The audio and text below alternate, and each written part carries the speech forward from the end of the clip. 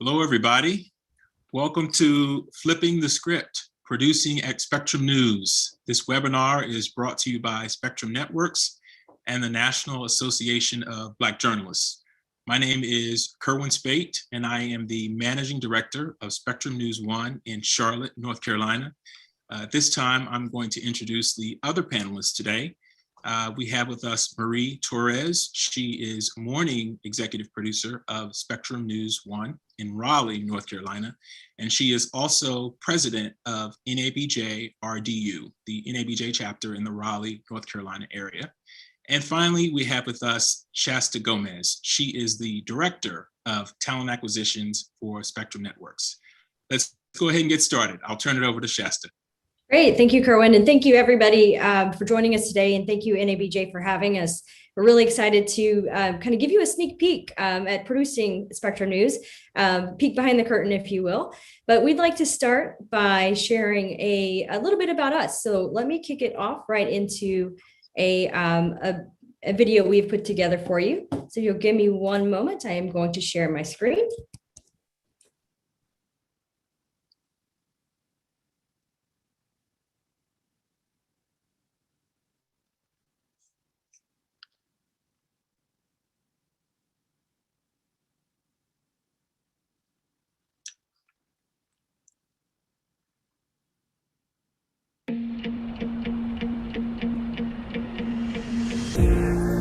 The only business in America specifically protected by the Constitution, not primarily to amuse and entertain, not to emphasize the trivial and the sentimental, not to simply give the public what it wants, but to inform, to arouse, to reflect, to lead, mold, educate, and sometimes even anger public opinion. With your help, man will be what he was born to be.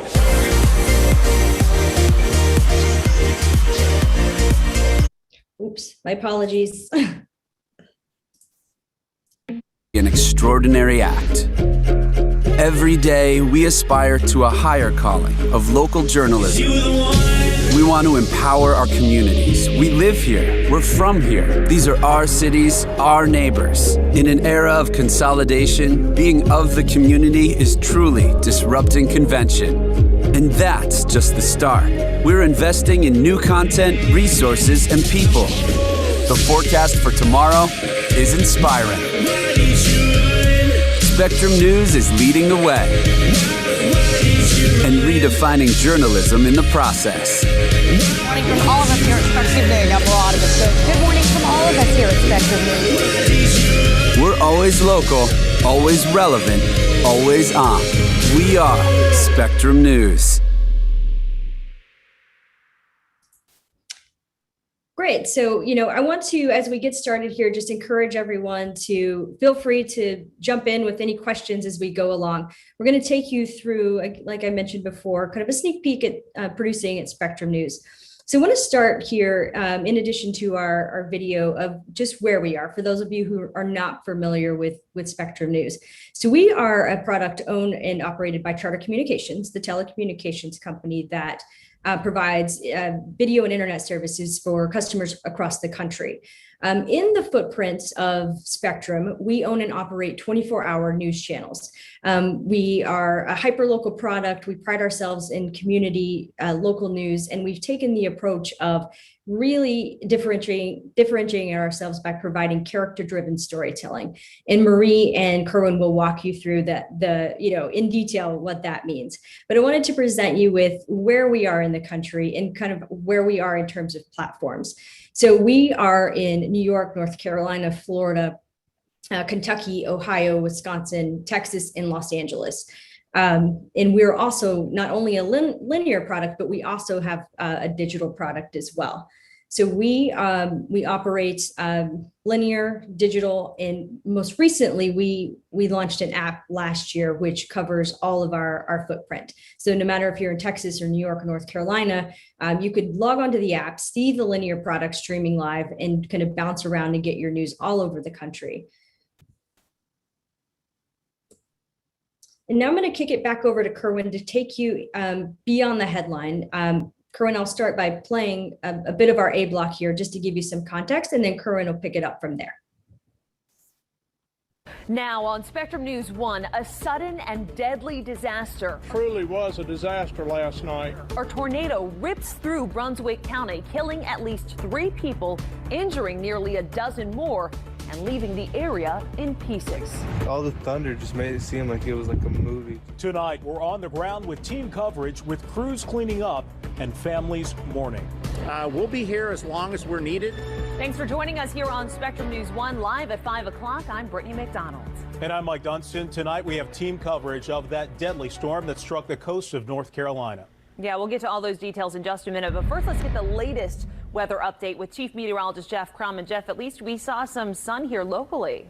We did get to enjoy some sunshine. We went through that transition last evening that spawned that deadly tornado there in Brunswick County late last evening. But in behind that today, we got to enjoy some sunshine for a change, which we haven't seen for a good stretch of days. Our high today was 53, 38 degrees. The morning low, the Honesty Services sky cam there, giving us a beautiful view of Center City, Charlotte, USA. Jeff, thank you. And now to the big story that we've been following all day. A deadly tornado ripping through this Brunswick County community. Yeah, check out all the devastation there. As you can see in this Chopper 11 video, the storm destroyed plenty of homes. Here's what we know. The tornado touched down at 11:39 p.m. Monday night. Emergency officials say the Ocean Ridge community took the biggest beating from the twister, and sadly, at least 3 people were killed and 10 more were hurt. We have team coverage of the tornado damage with Spectrum News 1 reporters Ruben Jones and Alexis Bell. And tonight we are starting with Ruben, who is in Ocean Isle Beach. Ruben? Tornado rips through a community. It leaves a clear path of destruction. And here in Brunswick County, it is incredibly visible, including this tree stump that has just been upended. And it is going to be a long road to recovery. And here outside of this home, the good news is no one was injured, but the destruction inside of this home is just so visible, and it's going to be a very long road of recovery for not only these homeowners, but so many others here in the county. In Brunswick County, Ruben Jones, Spectrum News 1. Now I want to toss it to my colleague, Alexis Bell, who's also in the county. Alexis?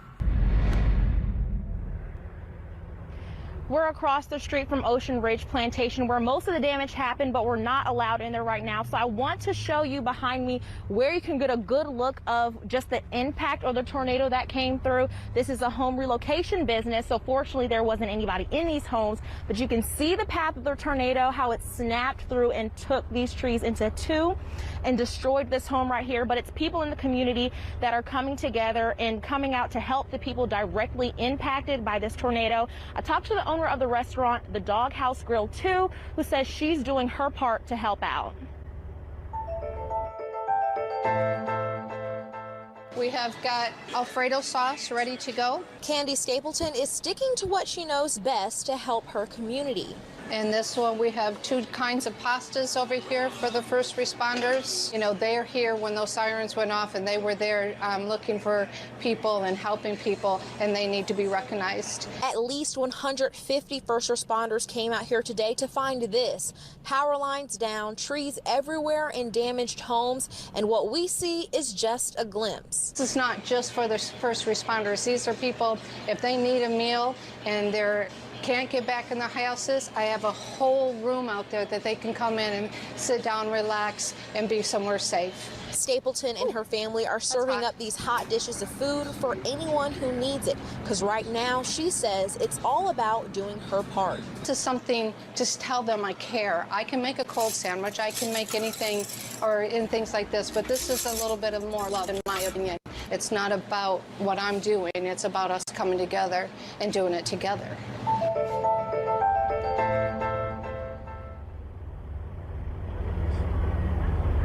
Several people are coming out and checking on each other. I talked to a woman who says her friend lives in Ocean Ridge Plantation across the street. So she's been calling her all day, trying to get a hold of her, but still hasn't connected. So it's scary as these people are trying to just wait and see what is happening on the other side of Ocean Ridge Plantations. It's not just us waiting to get over there, but everybody is waiting to see what's happening over there when they open back up. I'm live in Brunswick County, Alexis Bell, Spectrum News 1. All right, Alexis and Ruben, thank you to you both. So I'll pause there, Kerwin, if you want to kind of take us through that. Sure. So just to give you a little bit of the backstory, a tornado came through and hit Brunswick County, which is a county on the coast near Wilmington, North Carolina, the night before this actual newscast here. And so one of the things that we did across the state is we pulled our resources together, which we often do, to create a little bit of in-depth coverage. And this was at 5 o'clock, and we did the same thing at 5 a.m. that morning. So we pulled some pieces, of the 5 o'clock news that day, and a couple of things that you heard that you traditionally hear in local news, team coverage, which is one of the things that we do. Hyper-local community. Reuben Jones is one of the reporters there. He's a reporter here in Charlotte. He was down on the coast doing another story. We dispatched him there to give us the perspective from one of the nearby communities that have been hit by the tornado. And then you saw Alexis Bell, who's a reporter for us in Raleigh, who we also sent down to Brunswick County. And she gave us an example of what you heard Shasta say, was character-driven storytelling. And that is something that we pride ourselves on here, where we tell stories through the eyes of individuals. So Alexis went down that day and she found this restaurant and these folks who were providing meals for really anybody who needed it, whether it was a first responder or someone who just needed a hot meal. I'm a producer by trade. So we like to use all the tools in the toolbox, and when we get the opportunity to report news like this, we like to use video from different sources. We like to use sound from different places. You'll notice in the beginning of that clip, in the cold open, we had sound from various people who were impacted by what happened in the tornado. Great. Marie, anything you want to add in terms from through an EP lens, if you will? Oh, yes.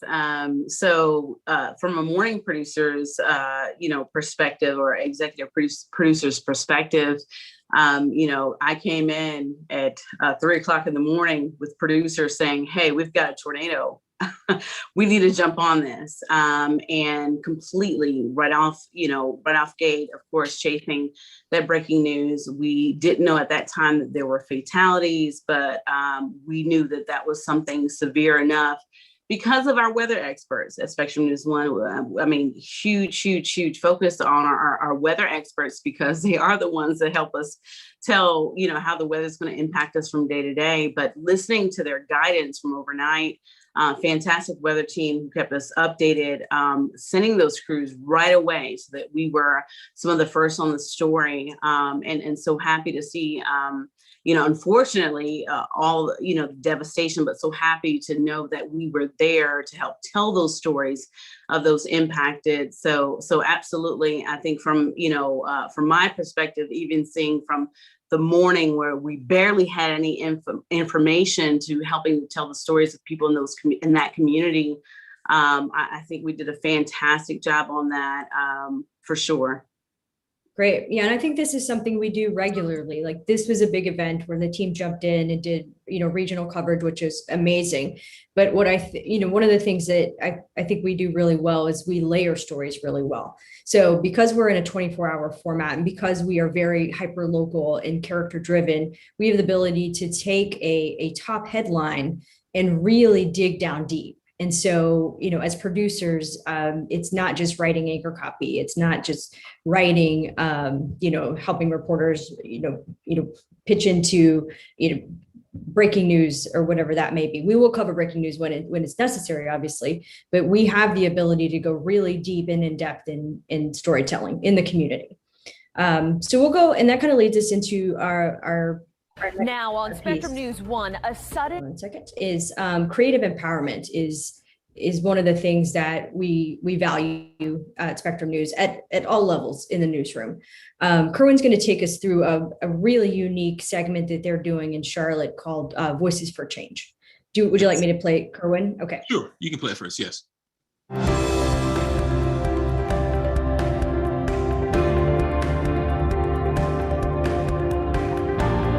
I think it was around the time you know, being young, coming from like a Persian background, my family came over, you know, during the revolution or whatever. And I think just seeing them in this country, you know, not being able to really speak the language. And then growing up, you know, seeing a lot of my peers go off to prison, people I grew up with, I think at that point I kind of realized, you know, like I got to do something different. And I think at that moment, that's when I realized like I wanted to be able to kind of step into my power of who I am and kind of speak something that was powerful for change. So Voices for Change is a segment that we have, and it is statewide. So it's not just here in Charlotte, but it's in Raleigh. It's on the coast, in the mountains, Greensboro.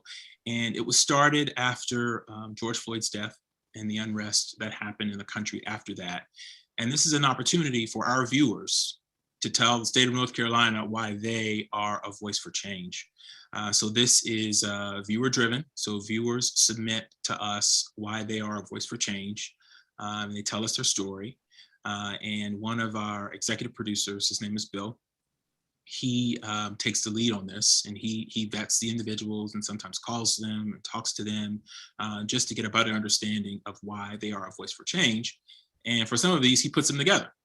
Other ones like this one you saw here, we'll have a photographer to go out and shoot and set up a couple cameras, a GoPro, and talk to these individuals about why they are a voice for change. It's men, it's women, various ages, various races, and we've seen some tremendous success with this initiative.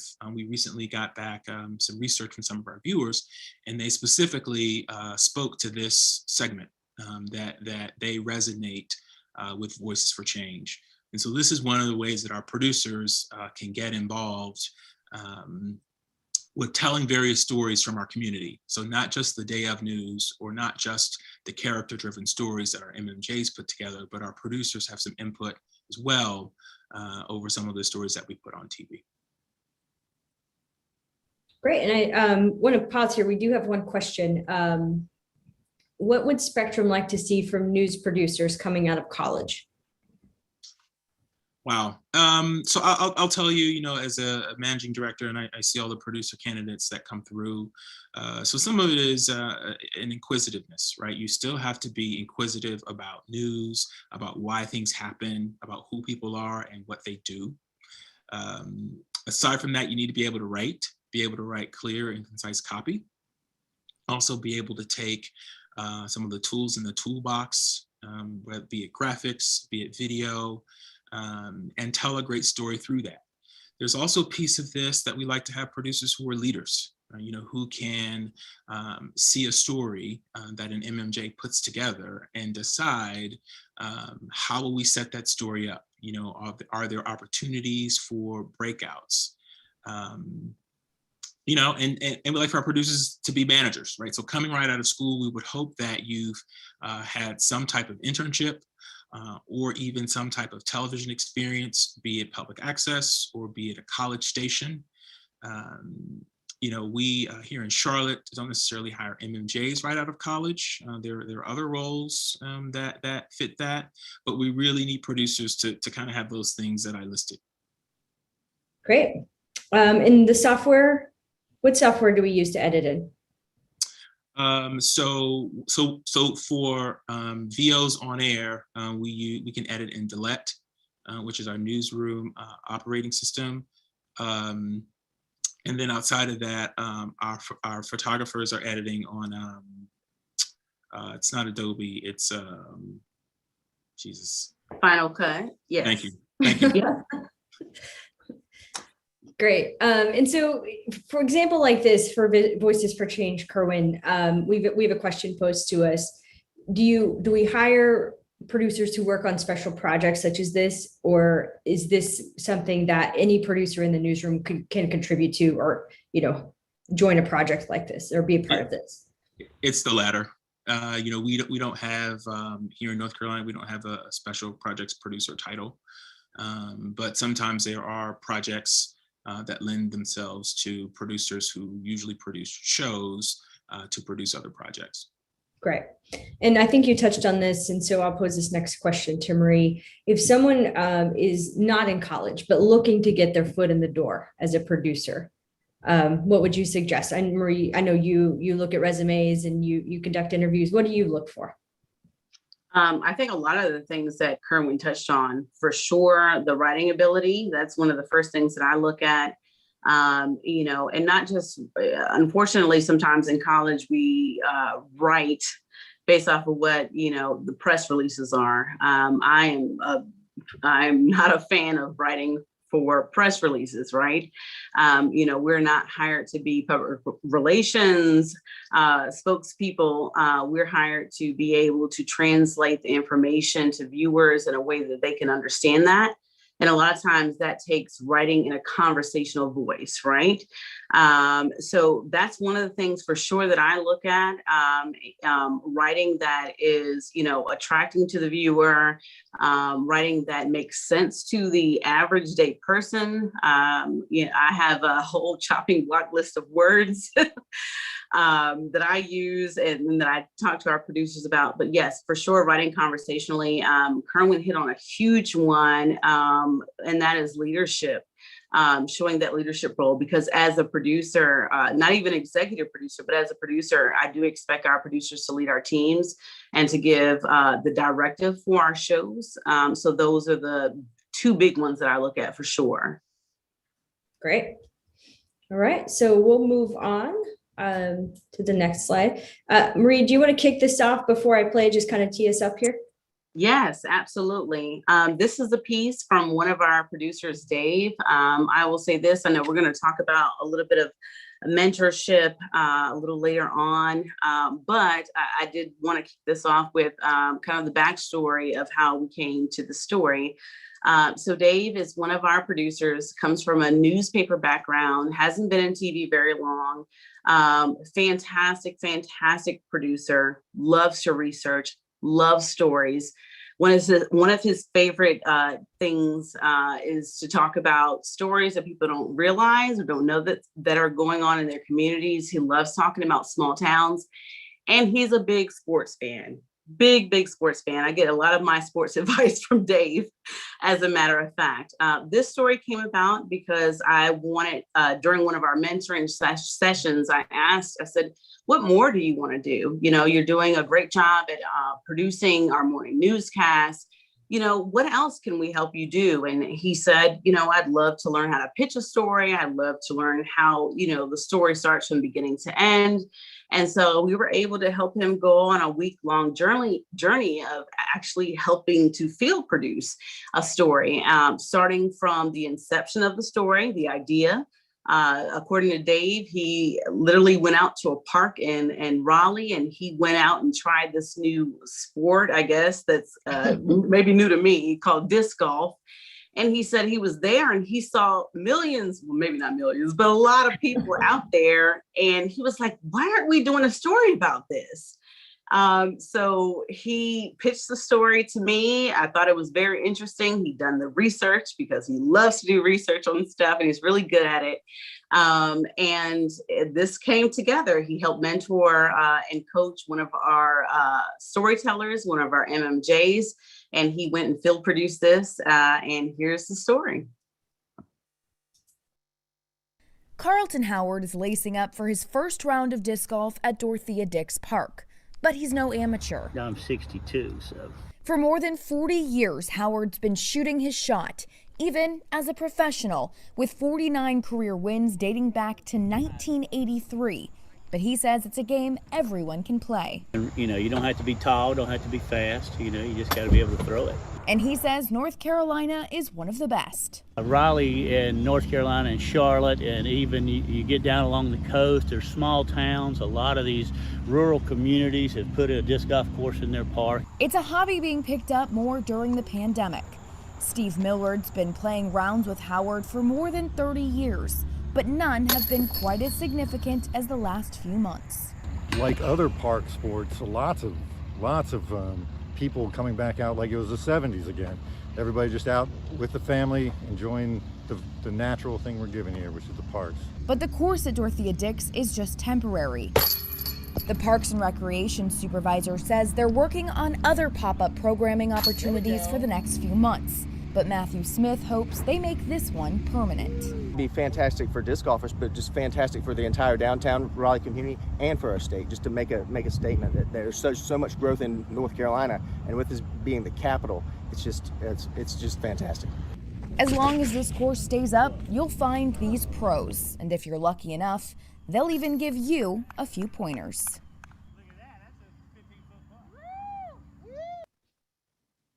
It's a great story, and completely pitched, researched by one of our producers. So it just really gives you, an idea of the reach our producers have and the influence on content that they have.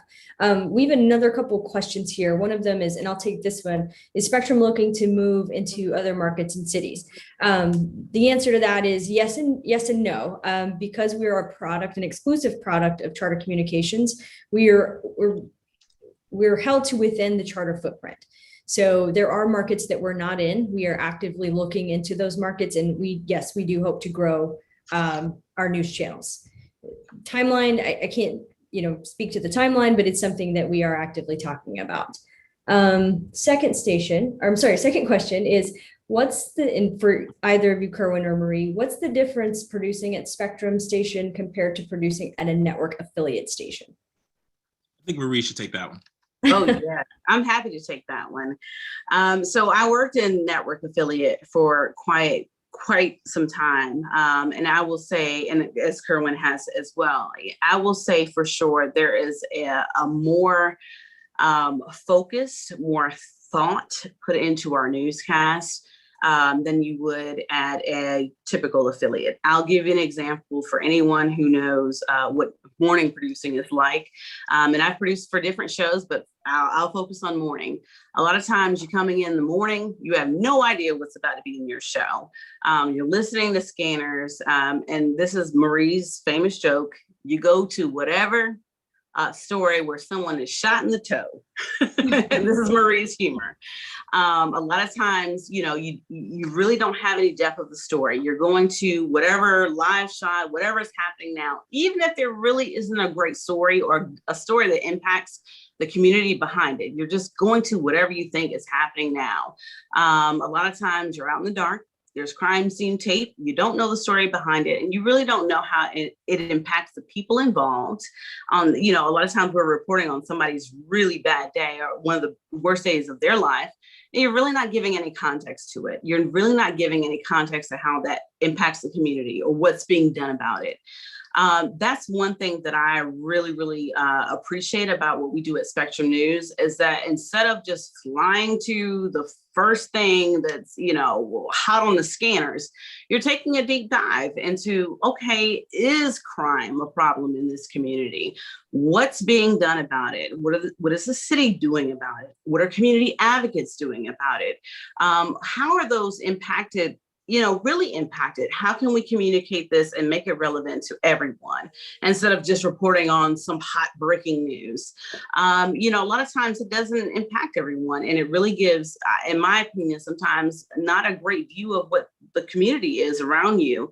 I see that a lot of affiliates, I get it. Like, you're coming in, sometimes you don't know what's going to be in your newscast. So you grab whatever crime press release, whatever is happening now, a fire here, maybe not anyone impacted.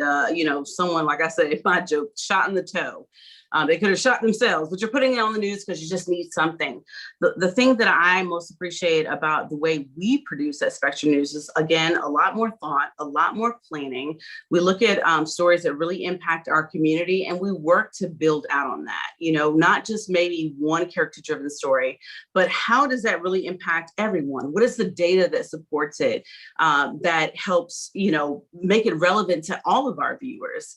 I think that's what helps keep viewers. I think that's what keeps people engaged and not turn away and think that, their communities are full of crime or full of stories that don't matter to them. So for me, as you can probably tell, I'm very passionate about that, but I think that makes the biggest difference. And that's the biggest differentiator with Spectrum and any affiliate in our market, or honestly, any market probably in the nation. Great. Thanks, Marie. Another question here from Facebook. what advice do we have for someone who's a college graduate and worked in production for years and wants to get back into producing? So I think it is go and get a producing job, right? And so, and I don't say that to be cocky, but everybody is looking for producers, right? And so it might not be in the market that you want or where you currently are, but the state of the market right now is that you can get a producing job with news background. So I think that is what I would suggest. I think some of that is as you're looking at a producing job, making sure that your writing is tight, right? Or that your writing is good, that you understand, how to use graphics. You understand the main idea, right? How to get to the lead first. This market is wide open, and Shasta will talk about it, that we have a number of producer openings, across our footprint. But if you, are in the space, you've got some production chops, you've got some journalism chops, and the desire, you can probably find a producing job. Yeah, I will second that. There are many producer positions open across the country, whether that be associate producer, entry level, kind of mid-career, the producer, senior producer, or the management step in an EP. We have many producer positions open, and there are far less producer candidates out there than there are on-air candidates. So, if you're looking for a great career path that will have tremendous trajectory, no matter where you're at, producing is a phenomenal path for you. Shasta, if you don't mind, I'd like to please chime in really quick, real personal, personal take on it. I get it. A lot of times, when you're in college, maybe you have that dream to want to be, in front of the camera. I was that person, and I did it. I did it for about nearly 5 years in a very, very, very small market in Northeastern North Carolina, until I found out that there were producing opportunities elsewhere. And I fell in love with producing because I found out that at a small market where I was doing everything, at bigger markets, as being in front of the camera, you may not have as much creative control. And that was my passion. So for me, it was all about the creativity, being, behind the master plan of the show. And so that's what really drove me to producing, even when I could have, been on camera and had the experience. But for me, it was all about that creative power to really make a cohesive show and make something that I thought would really impact people in my community. Great. And have you seen a difference, Marie, in kind of coming from the affiliate world into what we're doing? Has that kind of aligned more with your passions in terms of creative control and, creative empowerment, if you will? Absolutely. I will say for sure, when it comes to especially crime coverage, you'll hear me say this a lot, but crime coverage or any really, big topic, a lot of affiliates will do the pacers. Producers are, unfortunately, we're not doing a lot of planning ahead with shows. We're just kind of given whatever is the news of the day instead of really thinking and being thoughtful of like, what are the stories that are impacting our community? And so with tight time limits, we're like throwing together scripts. That's not the case at Spectrum. I get it. We have breaking news stories and all that, but a lot of the time, the majority of the time, it's really thought provoking. And so, we have these wonderful pieces given to us by our storytellers, but we're part of the storytelling process and we get to add our stamp to it. I've never seen that at any other affiliate before. Again, it's time crunch. Sometimes you're not even thinking about what you're doing. You're not really thinking about the impact that your story that you're putting on air, maybe factually correct, is really going to have positive or negatively. And a lot of times it's negatively on the communities that you're trying to focus on. So having that time to think about what you're doing and think about how the viewer is going to, perceive that, and giving all the information to really help people in those communities. To me, that is the biggest difference. And that for sure has always aligned with me. Is something that I loved when I was able to kind of, be a one-woman show on camera and have that creative power. But as I got into different markets, it just wasn't available. And so at Spectrum, for sure, that aligns with my own personal brand of really being a voice for the community, and not just telling, whatever is in a press release or a quick something you heard off a scanner, but really, really getting in depth and understanding the people in that community and how these stories affect them. That's great. And along that line, we did get a question. Can you talk about workflow and what it's like being a Spectrum producer, building a rundown, what the shifts are like? Because we are in this 24-hour news cycle, right? We're not building up to the 5 o'clock. Yeah, absolutely. It's a lot of planning ahead, which is a good thing, because when you come in the next day, I will explain at least from the morning perspective. A lot of times we have a little bit of traction where we can kind of say what we want in our shows. And so we don't just say what we want in our shows, but we actually help produce what we want in our shows. So sometimes that takes multiple producers, not just one producer, but 2 or 3 producers also helping us planning ahead. We also have planning editors that also help us to make sure that our reporter stories or our storytellers, have all the context, all the stories, all the video in place and all of that. So we're not kind of scrambling for it in the morning. So they're helping us kind of plan ahead. And so basically when I walk in the morning, most of my show is produced. I would say probably 75% of the show is produced. And then of course we leave room for any other, news of the day that may have happened overnight, something we just didn't foresee coming, something breaking that happened that morning. And then we put the show on the air at 5 a.m. After that, we start working on what the next day's show is going to be like, and making sure that we're keeping in mind any other stories that need to follow, or, some brand new press release, some brand new press conference that's coming up or meeting or something like that. And we're planning ahead where we can kind of put our storytellers in place to help tell those stories as well. So it's a lot of planning ahead. And we have multiple producers who are all kind of helping us. It's not just on one producer, which is, something that you would typically see in an affiliate world. It's, one show, one producer, that's it. Whereas Spectrum, we have multiple producers, sometimes 2 and 3, all working ahead to help work on the shows for not just the next day, but even the whole week ahead. Got it. No, thank you, Marie. That's helpful. And what advice, a question for either of you, what advice would you give a newspaper reporter turned digital producer, but somebody that's interested in getting into the television side, the linear programming? Kerwin, you want to take it?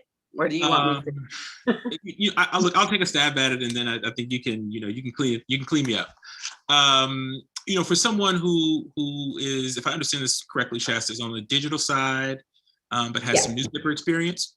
Correct. Mm-hmm. Yes. So I think part of it is, if you are, applying for roles, producing roles, you've got to help us understand what you can do,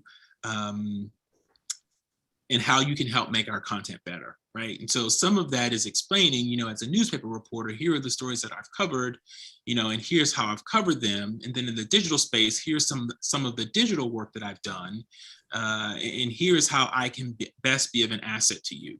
I will say, specifically for our newscast producers, there is a technicalness to it, right? So there are some things that you need to know coming in, like what's a VO, right? Voiceover, right? What's a VOSI? What's a lead in, what's a tag, what's a full screen, so there is a little bit of knowledge that you need to have if you are transitioning in from either a production role or another type of media role. Great. Marie, anything to add? Absolutely. So just for anyone who didn't hear, early on, the story that you just witnessed was from someone who had absolutely no TV news experience, but had many, many years as a newspaper reporter, journalist, and actually, was even in a more managerial role. He had a passion for stories in small communities.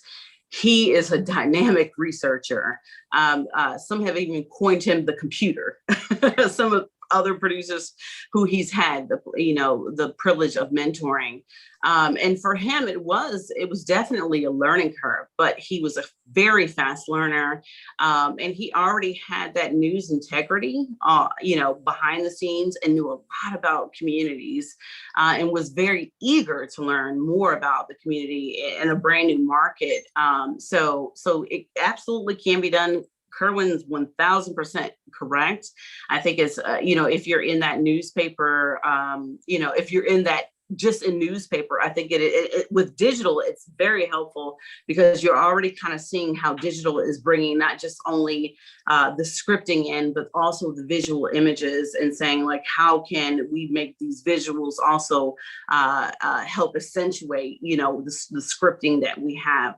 So I already feel like you're on the right track, but it's very helpful to also just try to learn some of those other traits. But we also do, of course, offer training. And again, like I said, the story you just saw was by someone who had absolutely no TV experience, but lots and lots of experience in storytelling in newspapers. Great. I'm going to take a couple more of these questions before we go into the next slide, because I think they kind of tie into what we're discussing here. How many days in advance are we doing pieces for shows? Is there a prep to some of the shows? So, how many days in advance, it's sometimes weeks, so we have a system where our MMJs pitch their stories, and then they go out and work on them. And they pretty much have a week to turn in a set number of stories.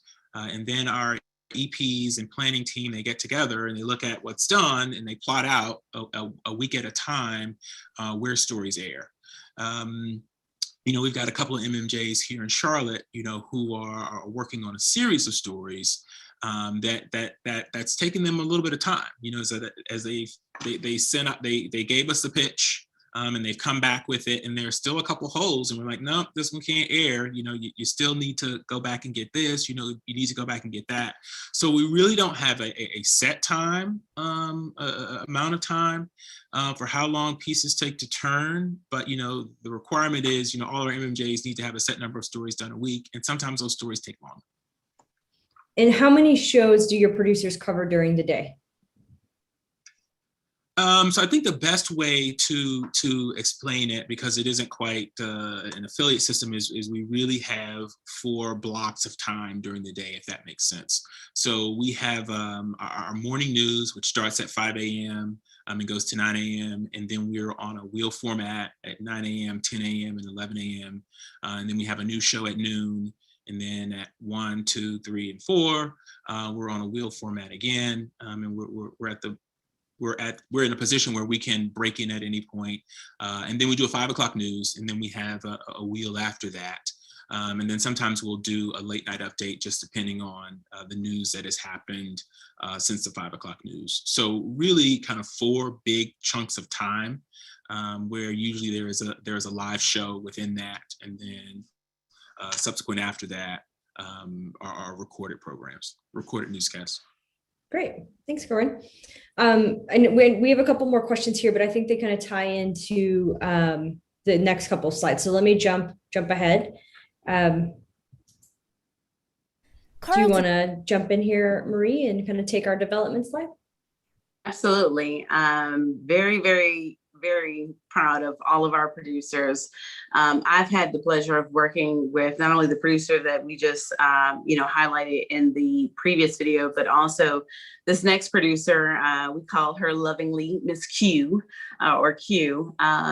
Basically, she's doing a presentation, being a leader, and sharing her knowledge. So Q is one of our best producers for sure. Fantastic creative producer, but is also, she has a fantastic streak for breaking news. That was one of the biggest things for me, because that's one of my powerhouses, is the breaking news aspect. That attracted me to her as well, as to why she was also on our morning show for quite some time. So Q had the privilege through Spectrum News of going to NABJ before pandemic 2019 in Miami, and she was in a weather session. Weather is a huge brand for our station. We have weather on the ones, and I'm sure probably at many of your stations, weather is the driver, right? Weather is the thing that impacts everyone. And so she made it a point to partake in this weather session and came back to our station to teach all of our producers. So there you see a morning session with several of our producers there. Q is such again, a leader and a team player, that she had so much help from everyone, from directors to production, folks who kind of helped her do these scenarios of being the middleman, as we are sometimes as producers, the middle person, where we're getting all this breaking news from our assignment desk or from outside or emails, and translating that to on air, whether it's, new reports of storm damage, or, coordinating with the meteorologist, or EP on the phone saying, I got a new live shot for you, get this on air, so she did a fantastic job doing a whole presentation. But it really speaks to, again, the mentorship, right? So, Q, so proud of her and Dave, having those mentorship opportunities with them. And one of the things, again, she was very strong on was breaking news. She wanted to learn more about weather coverage.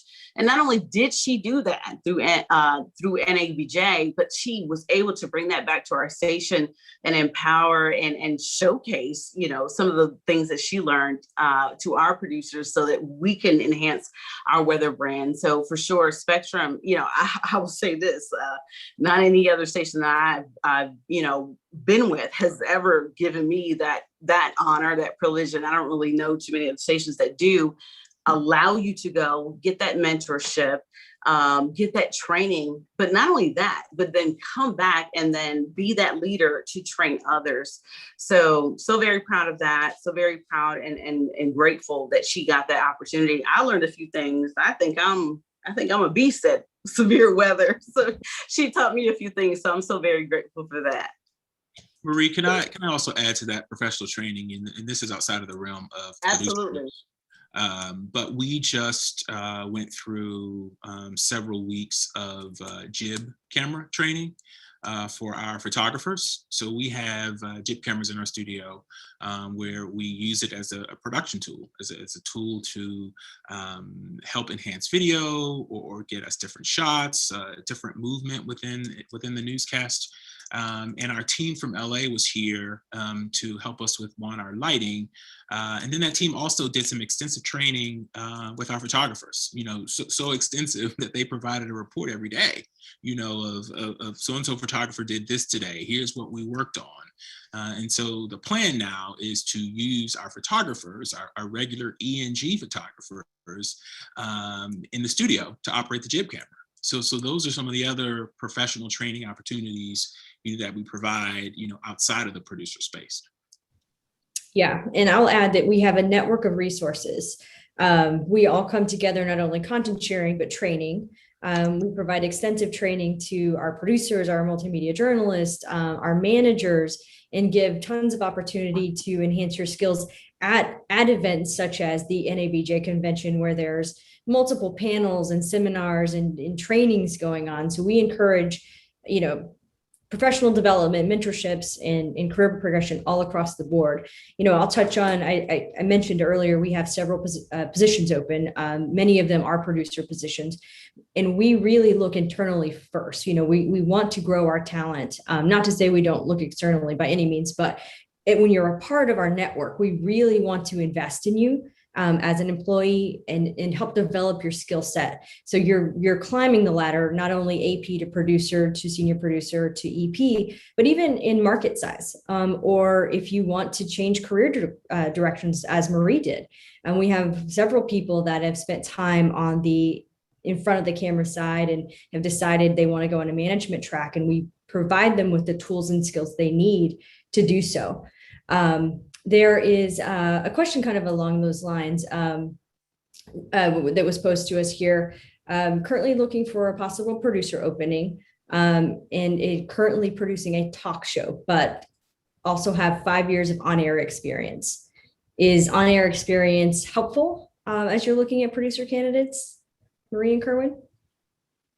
I say yes, right? So if I have somebody who's producing a show who's worked in the field, they can relate to our MMJs and photographers who are working in the field, right? And so if I have a producer who has been on air, they know how to ask the 5 W's, right? Who, what, when, where, how, and why. And so they can also do the same to an MMJ who has a story in their show, or to anybody on the team. Right, they can ask those 5 W's, the second level questioning, the third level questioning, to help produce a better show. So, those folks that have assignment desk background, that have on-air background, that have photography background, those backgrounds are very helpful, in producing a show and in taking all the news of the day and all of the stories that we spent a lot of time crafting. They can take all of that and produce a great show. So yes, it is helpful if we have a producer candidate who has some on-air experience. Great.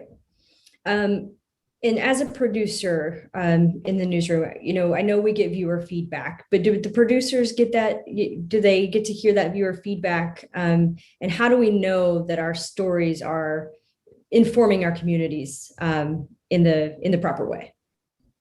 What kind of metrics do we have set up in the newsrooms to understand I know we have engagement numbers that we're looking at, but what kind of feedback do we receive from the viewers to know we're doing a good job in the community? So we get feedback emails all the time. Our producers are not on that direct chain. And so we share that with them. We share with MMJs. We hear it all the time of people who like a story that we did, or even will suggest somebody. So we have a segment called Everyday Heroes, and it is somewhat like Voices for Change, where people who are doing small things in their community, heroes for others around them, and people will comment on that. Right. And then they'll also suggest somebody else, so that is an example, one, that people are watching, two, that they like it. And three, that we are definitely doing something right. We often share feedback with producers, be it both good and bad. Shasta, you talked about, our engagement, which we look at, who's watching us and how long they're watching us. So our producers, play a pivotal role in that. And, we often give them feedback, but they don't get it directly from the public. Great. We have one last question here. What do you want to see on a college producer's production tape? And I will say, I love this question because I love getting producer tapes. I don't know about you guys, but as a recruiter, I find it so awesome when a producer comes in with a reel. We get it all the time from the MMJs, but I think it's really cool when a producer does it too. But what do you guys want to see? Full shows, A blocks? What are you interested in? Can I say something, Kerwin? Yeah, I was going to let you take that. Oh my goodness, showcasing. What kind of elements can you add to your story that makes sense to really enhance the story? And then for sure, I'm listening to that writing. I'm listening to make sure that it's conversational as well. Those are my 2 big ones, Kerwin. Yeah, I often look at, it's a term that we use called ebb and flow, right? And so even, regardless of what type of shop you're producing in, there's a certain ebb and flow to the show. So if I'm watching, are you taking me on a journey, right, of the day's news? And is that ebb and flow off, when we kind of go from, breaking news, a shooting, for example, to, oh, look at these kids who are making Easter baskets for the kids at the Ronald McDonald House. Like, that's kind of jarring, right? So looking at a tape, if I see that, I'm like, that probably wasn't the best move, the best transition. So I look for things like that too. If a show, has some ebb and flow, we talk about production, right? Are we just rolling through a whole bunch of VOs, or are we looking for opportunities, to use some of the basic tools like a map, a map to help tell where something is, and does the writing match that? You know, if we use full screens, are we jamming up a whole bunch of words on a full screen, or is the full screen, which is used to help tell information, is it clear and concise? So, you know, I look for those things, you know, on a reel too. Great. Well, I don't see any more questions in the chat, but I'm going to leave this up just for a second. And the reason I want to is one of the things I encourage anybody to do in any business really is network. So we're on LinkedIn. Please feel free to connect with us. If you have any questions outside of the webinar, I'm available to answer any questions, happy to do so. I encourage everybody that's attended, again, thank you for attending, and I encourage you to check out our job site. It's jobs.spectrum.com is our career site, and you can go and you can search all across the network, keywords, producers, executive producers, whatever it may be, and it'll pull up everything that's on our site. But we sincerely appreciate your time, and thank you for having us. Yes, I'll also add Shasta, nabjonline.org is NABJ's newly designed website where you can find resources and other webinars like this one. Thanks for joining us.